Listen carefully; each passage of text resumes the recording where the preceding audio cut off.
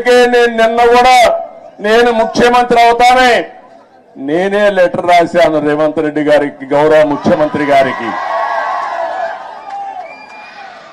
రెండు రాష్ట్రాల మధ్య కొన్ని సమస్యలు ఉన్నాయి, ఈ సమస్యల్ని పరిష్కారం చేద్దాం, నేను వచ్చి మిమ్మల్ని కలుస్తానని నేనే చొరవ తీసుకున్నాను. దానికి తెలంగాణ ముఖ్యమంత్రి సానుకూలంగా స్పందించారు. అందుకు ఈ సభ ద్వారా కూడా మనస్ఫూర్తిగా ధన్యవాదాలు తెలియజేస్తున్నాను. తెలుగు జాతి ఒకటి, అన్నదమ్ములు విడిపోతాం, విడిపోతే చిన్న చిన్న సమస్యలు వస్తాయి, భావోద్వేగాలు ఉంటాయి, కానీ అది శాశ్వతంగా ఉండకూడదు.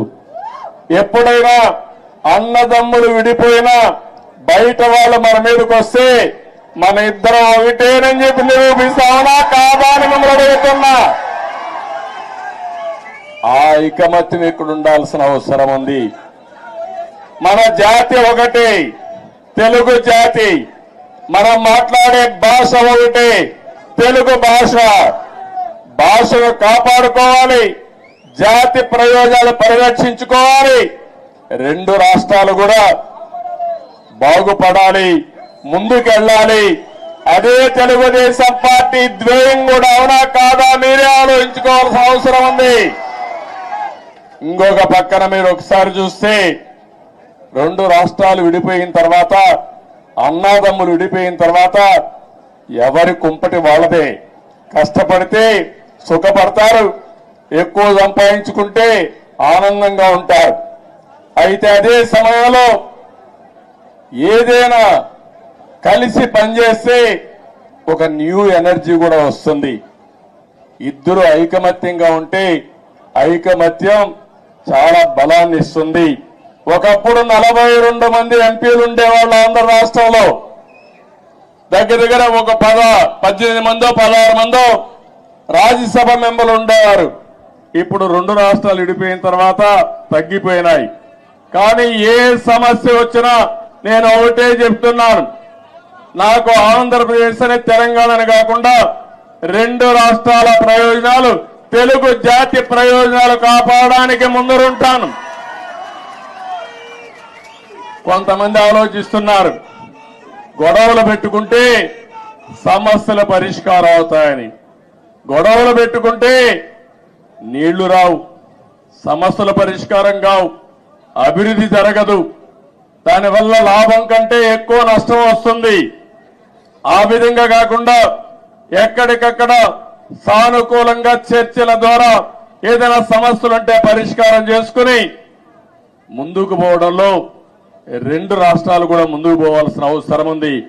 ప్రపంచంలో 30% అగ్రస్థానంలో తెలుగు జాతి ఉండాలి. దానికోసం నేను పనిచేస్తా. నాకు తెలంగాణ అని ఆంధ్ర అని కాదు, తెలుగు వారి అభివృద్ధి కోసం నిరంతరం పనిచేస్తారని మరొక్కసారి మీ అందరికీ తెలియజేస్తున్నా. నాకు ఈ జాతి అన్ని ఇచ్చింది, ఏ నాయకుడికి ఇవ్వని గౌరవం నాకు ఇచ్చింది. 9.5 సంవత్సరాలు ముఖ్యమంత్రి.